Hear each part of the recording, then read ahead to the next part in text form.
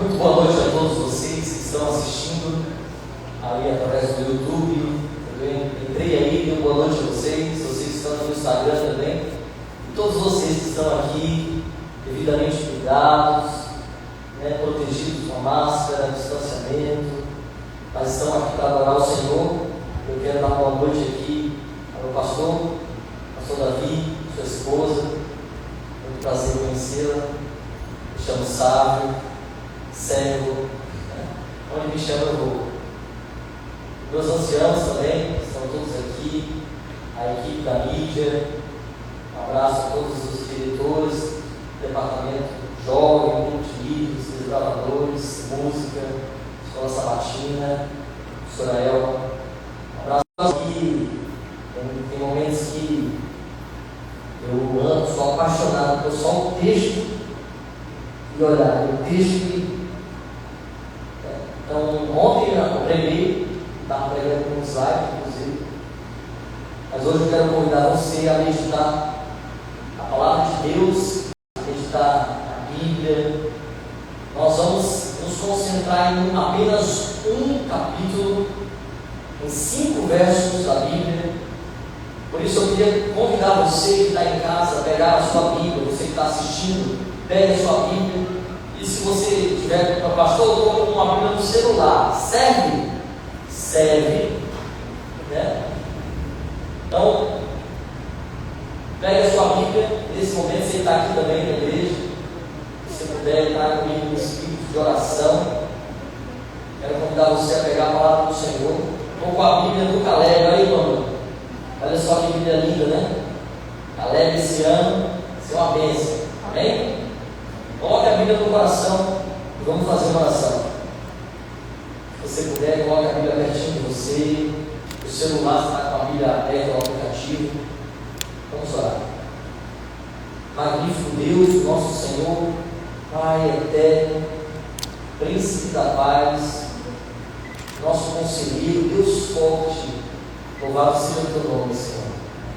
Senhor, convidado de honra, o Senhor é quem precisa estar no meio de nós, assentado nesse banco maravilhoso, porque queremos cultuar o Senhor com todas as nossas ações, seja oração, cânticos, em tudo, Senhor, e principalmente a nossa vida. Sabemos que é falha, que nós somos pecadores, mas por isso nós estamos aqui no hospital de Cristo, na casa do Senhor, para sermos curados, sarados, Pai. Por isso, nessa noite, pedimos, da mesma maneira que a Bíblia fisicamente está perto do nosso coração, pedimos que ao estudá-la, ao ler os textos sagrados, o Senhor faça com que o entendimento certo venha estar na nossa consciência, na nossa mente, no nosso coração. Nós possamos praticar o que Jesus nos ensinou. Por favor, Senhor, fala conosco essa noite. Não permita que nem eu, nem meus defeitos de caráter possa atrapalhar a mensagem e a conversa que o Senhor quer ter com a tua igreja nessa noite, em nome de Jesus. Amém. Muito bem, quero convidar você então a observar um pouco do Evangelho. O título dessa mensagem de hoje são as 4 faces do Evangelho. As 4 faces do Evangelho. Claro que deve ter outras explicações, muito mais pontos a serem notados no Evangelho, mas hoje nós vamos perceber que o apóstolo do Evangelho, na sua carta aos Romanos, logo no primeiro capítulo, já estou dizendo onde é para você abrir, Romanos capítulo 1. Você que está em casa, abre sua Bíblia em Romanos capítulo 1. Você que está no Instagram, abre sua Bíblia em Romanos capítulo 1. Vamos juntos estudar a palavra do Senhor.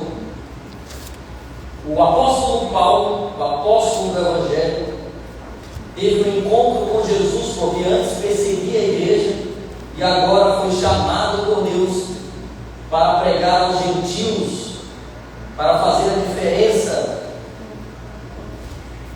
E ele tinha um alvo no coração. Se você olhar o livro de Atos, você vai ver que o alvo do apóstolo Paulo não era pequeno.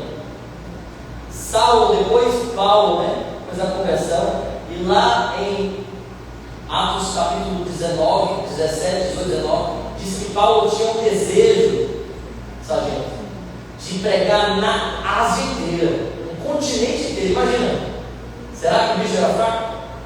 Se a gente desse uma missão para ele, será que ele cumpriu ou não cumpriu? Cumpria.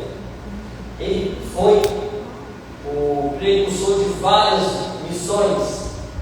Olha que maravilha, nós encontramos então as palavras de Paulo aos Romanos, no capítulo 1, dos versos de 1 a 5. Logo no capítulo 1, versículo 1, nós encontramos aqui, Paulo, servo de quem? De Jesus Cristo. Olha como Paulo se identifica na sua carta aos Romanos. Paulo, servo de Jesus Cristo. Antes de você continuar lendo, vamos meditar um pouco no que significa ser o servo.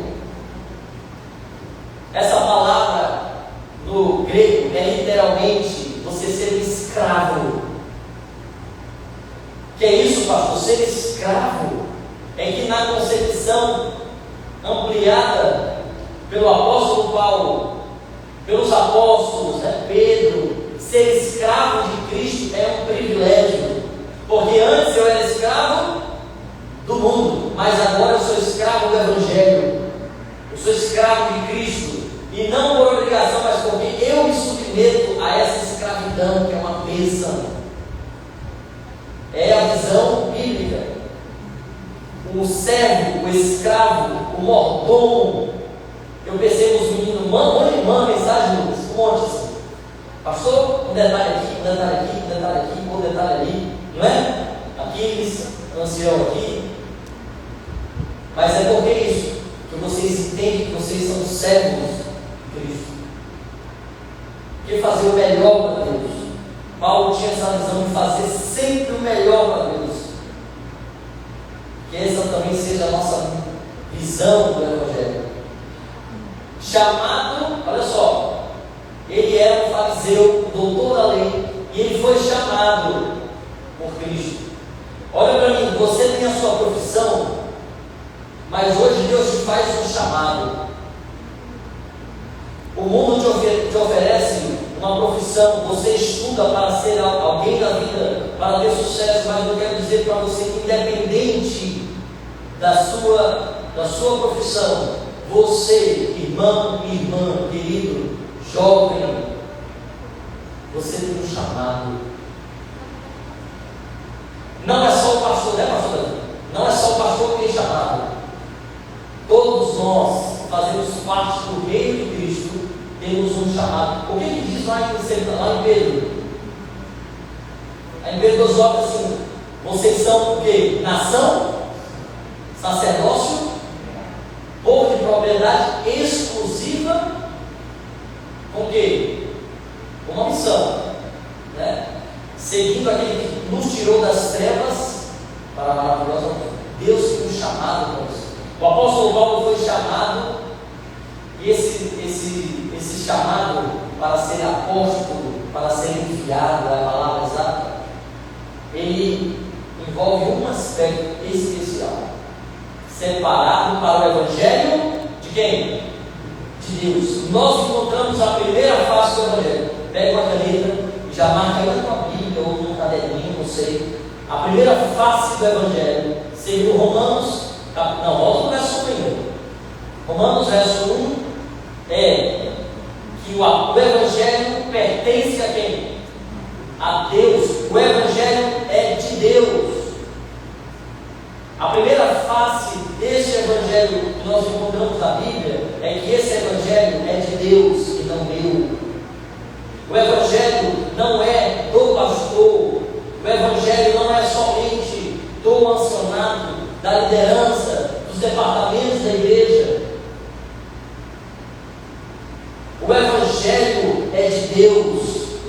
A Bíblia diz que o Evangelho pertence a Deus. O apóstolo Paulo é separado para o Evangelho de Deus. E quando nós entendemos que o Evangelho não é meu, mas de Deus, aí eu já mudo a perspectiva. Porque nós costumamos dizer que o Evangelho é uma boas novas, né? E geralmente só acontece quando nós estamos pregando, ou quando você dá um estudo, ou quando você está aqui fazendo uma parte da igreja. Não, o Evangelho é de Deus, não é seu. Ele foi separado para o Evangelho de Deus. Anotou? Primeira face, anota aí. O Evangelho pertence a quem? A quem, igreja? A Deus. A Deus. A segunda face do Evangelho nós encontramos no versículo 2. O versículo 2, vem comigo, você que está em casa, você que está aqui na igreja, você que está aí no YouTube, comenta aí. Primeira face, o Evangelho pertence a Deus, comenta aí. Segunda face agora, versículo 2, diz assim, ó, o qual está se referindo a quem? Aqui, ao Evangelho. O qual, o Evangelho, pastor Eduardo, boa noite, estou junto. O Evangelho, o qual foi por Deus outrora prometido por intermédio de quem? Dos seus profetas. Onde? Nas Sagradas Escrituras. Onde nós encontramos o Evangelho? Na Bíblia. Primeira face do Evangelho pertence a Deus. A segunda face do Evangelho, anota no seu caderno, anota na sua Bíblia, anota aí, ó, nos comentários do YouTube, do Instagram. O Evangelho, a segunda face é que o Evangelho nós encontramos ele única e exclusivamente na Palavra de Deus, na Bíblia. Enquanto a Bíblia diz que o Evangelho é encontrado na Bíblia, isso me garante uma coisa, que ela, por completo, de Gênesis ao Apocalipse, fala dele, fala da certeza, fala do Evangelho.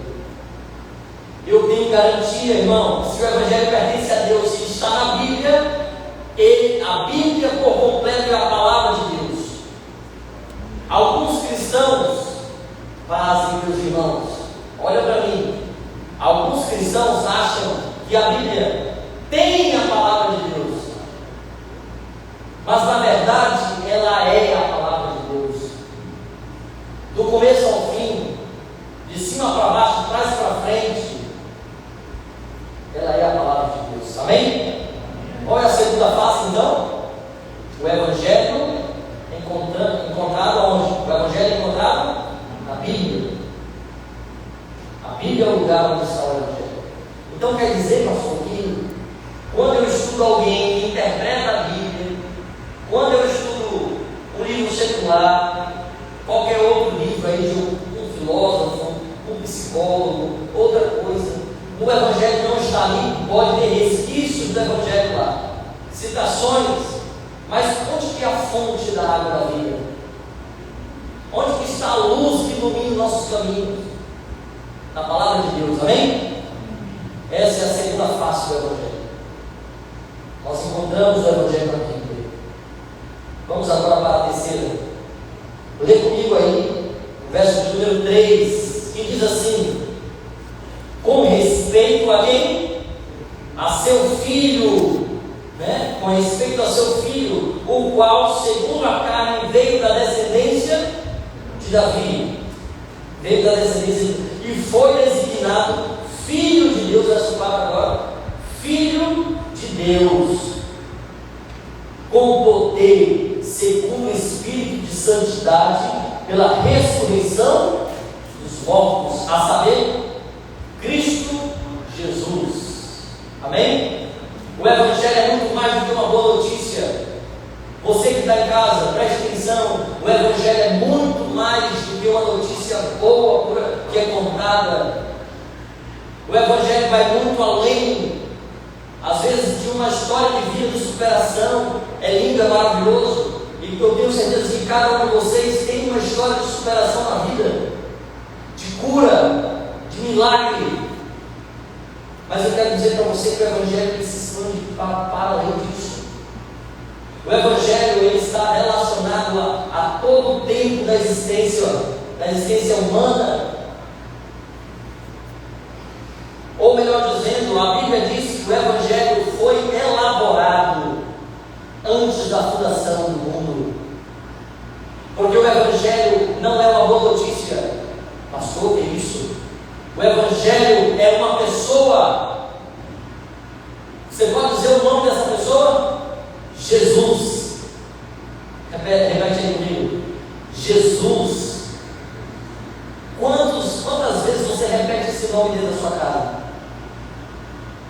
Lemos na lição da escola sabatina que o nome é importante. É ou não é? O nome é muito importante. Jesus tem sido exaltado na sua vida? Ou será que nós tiramos apenas uma vez por ano, numa data muito incerta, que nós não sabemos se, que provavelmente com muita certeza nós podemos dizer que não foi no dia 25 de dezembro.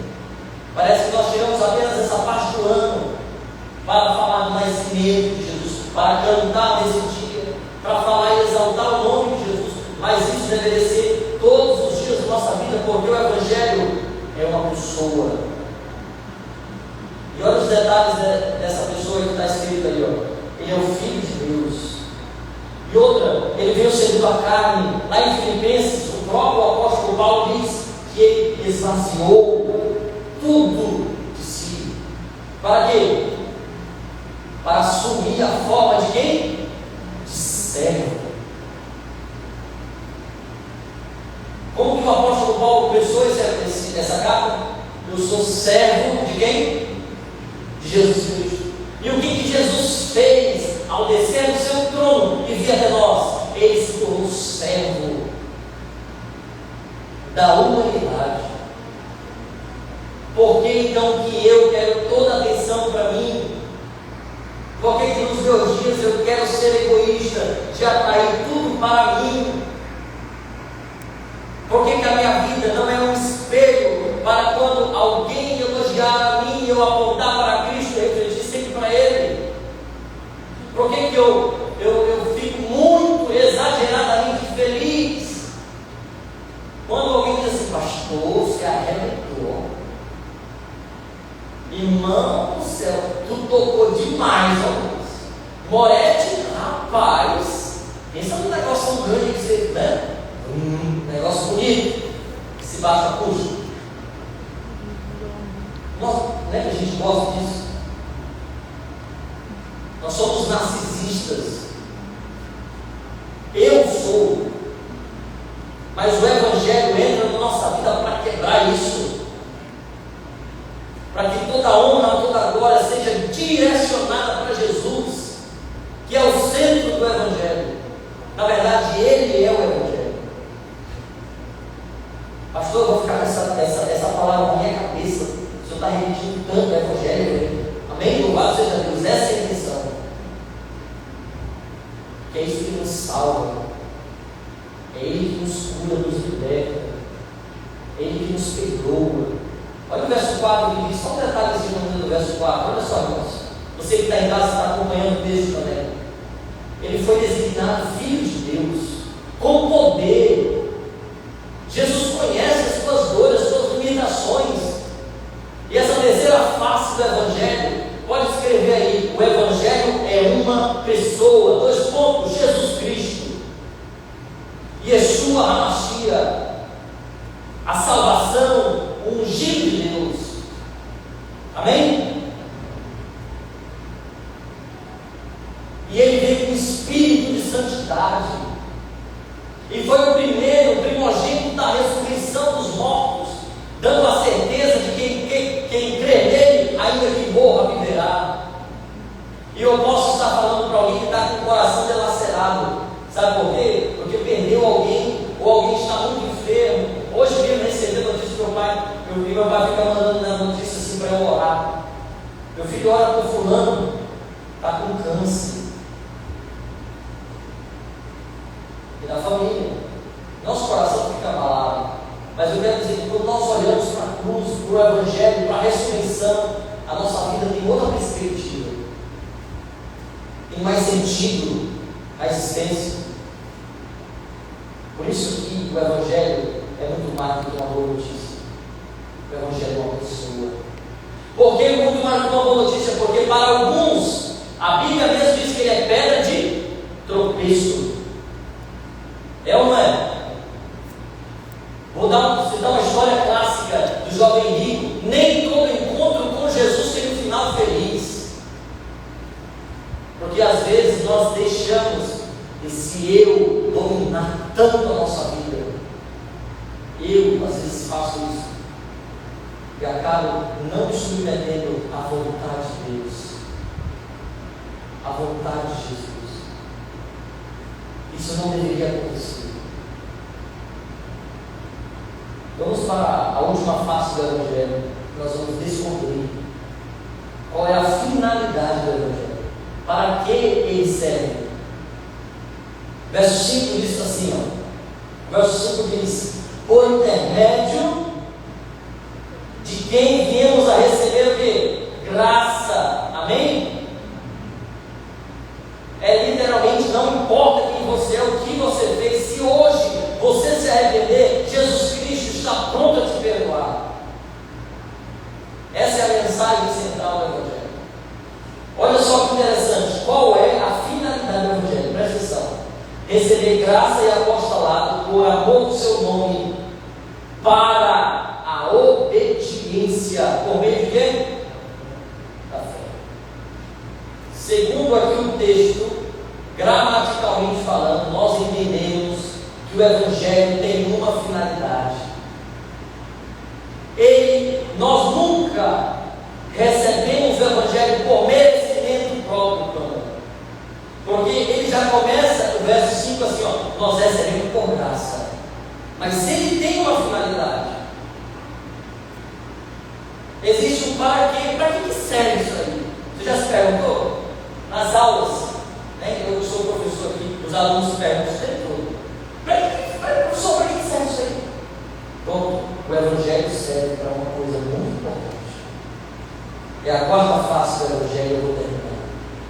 O Evangelho serve para que a minha vida e a sua vida seja uma vida de completa obediência a Deus. Amém? É para isso que serve o Evangelho. O Evangelho por meio da fé. Eu pedi que o Lucas já me acompanhasse aqui. O Evangelho serve. O Evangelho tem uma finalidade, é para a obediência. E ainda coloca, olha só, interessante, irmão, olha para mim aqui. Obediência não é aquilo que Jesus exige de você. E se você pensa assim, hoje você precisa quebrar esse paradigma. Obediência é aquilo que Ele te oferece. Obediência não é um fardo. Obediência é uma maravilha. Porque um dia Jesus chegou e disse assim, ó: vinde a mim todos os que estáis cansados e sobrecarregados, e eu os aliviarei. E ele usa uma linguagem da época dizendo: tomai sobre vós o meu jugo. Sabe o que é jugo? Colocava no jumentinho aquela estaca com aquela carga. O meu jugo, ele não arranha, ele não causa desconforto. O meu jugo é suave. Quando você olha para a Bíblia, você tem que ter esperança, alegria, e não pavor, e não medo. Você precisa sentir prazer na Bíblia, prazer quando ouve o nome de Cristo. Você precisa dar um sorriso. Você sabia que Deus de máscara dá para perceber seu sorriso? Os teus olhinhos. Jesus te ama. Ele é o centro do Evangelho. E Ele fala que Ele quer transformar a tua vida para a obediência. Mas é uma obediência por meio da fé. E Ele é o autor e consumador da nossa fé. Amém? Jesus Cristo é o centro da nossa vida. Eu termino essa mensagem de hoje. Poderia ser uma quinta face do Evangelho, mas na verdade isso aí é muito pessoal. Depois de estudar tudo isso, o que você vai fazer? Sabendo que o Evangelho é de Deus, que nós encontramos única e exclusivamente na Bíblia, que o Evangelho fala e é uma pessoa, Jesus Cristo, e que Ele tem a finalidade de tornar-nos obedientes. você vai fazer com tudo isso? Você que está aí no Instagram, você que está aí comigo no YouTube, o que você vai fazer? Pensando nessas coisas que a gente conversou. Eu vou ler o que o apóstolo Paulo sentia. Dentro desse conteúdo, qual é o sentimento do apóstolo Paulo? Tu quer saber qual é o sentimento dele frente ao Evangelho? Então lê comigo aí agora, o versos números 16 e 17. Lê comigo e a gente finaliza. A Bíblia diz assim no verso 16 e 17 do capítulo 1. Por isso, ou seja, depois de toda essa explicação a respeito de Jesus, do Evangelho da Bíblia, ele finaliza dizendo: por isso, por essas razões, eu não me envergonho do Evangelho. Por quê? Porque é o poder de Deus para a salvação de todo aquele que crê. Amém? O apóstolo Paulo não se envergonhava de falar sobre Deus, de exaltar e estudar a Bíblia com as pessoas. O apóstolo Paulo não se envergonhava de falar de Jesus, de viver Jesus. E o apóstolo Paulo não se envergonhava de seguir uma vida de obediência. Ampliou mais, não foi o sentido agora desse verso? Essa dinamite aí, é o que a palavra grega, né? Dínamo, está aí, com que você acha que o seu coração está duro para aceitar o Evangelho? Pede: Senhor, coloque uma dinamite no meu coração, que é o Evangelho. Me dê um coração de carne, capaz de amar e obedecer. Visto que, verso 17, a justiça de Deus se revela no Evangelho. O apóstolo pode dizer assim: a justiça de Deus se revela nisso. De fé em fé, como está escrito, o justo viverá pela fé. Quantos de nós hoje queremos ter um bom sentimento a respeito de Jesus, a respeito do Evangelho? Pastor, mas eu não consigo sentir assim, que nem o senhor está falando assim, de sentimento, essas coisas. Muito bem. Você partilha disso? O fato de você não sentir já é um sentimento. Começa por aí. Segundo, tudo isso vai muito mais do que um sentimento. Não sei se eu posso ir à frente. O Evangelho vai muito mais do que isso. O Evangelho também é uma decisão. Você quer decidir hoje fazer parte daqueles que declaram: eu não me envergonho do Evangelho? Quantos querem tomar essa decisão? Amém? Tem lugar para você na vinha do Senhor. Tem lugar para você na missão do Senhor. Tem lugar para você no ministério do Senhor. Deus está hoje enviando você, assim como enviou o apóstolo Paulo. Cumpra a missão. Vamos cumprir a missão. Como, pastor?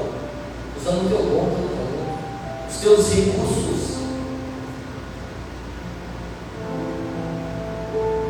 Que você tiver, por mais simples que seja, quando é colocado nas mãos de Deus. O apóstolo Paulo, um dia, o evangelista Lucas declarou assim, em Atos, falando de Paulo: e Deus, pelas mãos de Paulo, fez milagres extraordinários. O poder não vem de você, não vem de mim. O poder vem de Deus. Suas mãos estão aí. Você gosta da sua mão? Você gosta da sua mão? Tem gente que não gosta, não é filho. Deus quer fazer os milagres através dessas mãos. Nós queremos um louvor, não temos? Um louvor. Eu louvor para nós subir isso aqui. Deus quer fazer um milagre nas suas mãos. Eu posso falar aqui para mim? Posso falar? Aí não se pensa: não, eu escolhi, né? É que eu escolhi. Não, sobre a música. Irmãos, é sério. Há 9 anos atrás eu entendi essa mensagem. Com certeza você em algum momento entendeu essa mensagem, por isso você está aqui hoje. Por isso você está conectado com a gente. Porque a cruz de Cristo nos conecta com a eternidade. Esse é o slogan lá no nosso canal, lá no YouTube. Conectando